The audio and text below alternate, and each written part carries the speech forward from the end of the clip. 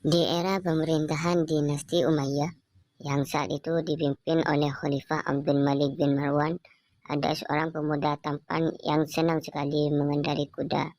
Pemuda itu berasal dari Syam, yang tak lain merupakan kota yang menjadi pusat pemerintahan dinasti Umayyah. Pada suatu hari, pemuda itu menaiki kuda jantannya. Namun naasnya kuda itu pun lari menuju jalan buntu di Syam.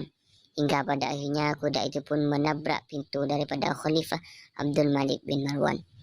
Dari saking kuatnya kuda jantan itu tidak bisa dihentikan oleh siapapun, pada akhirnya ia menabrak anak Khalifah Abdul Malik bin Marwan hingga tewas.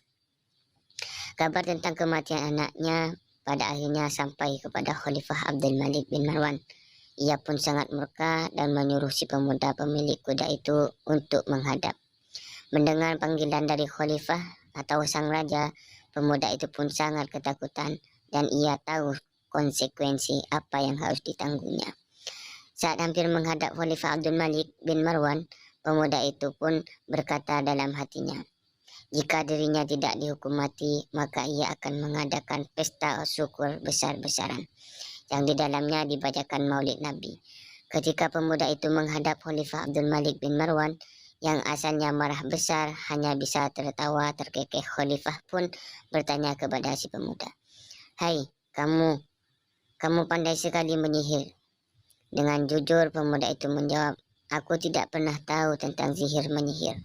Khalifah berkata, "Wahai pemuda, aku telah memaafkanmu dan kamu tidak jadi hukum mati. Tapi tolong katakan mantra apa yang kamu baca, hingga aku begitu marah besar karena kematian anakku begitu luluh ketika berada di hadapanmu."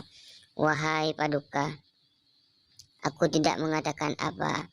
Aku hanya berjanji di dalam diriku sendiri. Jika aku tidak dihukum mati, maka aku akan mengadakan pesta maulid Nabi." Mendengar hal itu, Khalifah Abdul Malik bin Marwan pun mengapresiasi.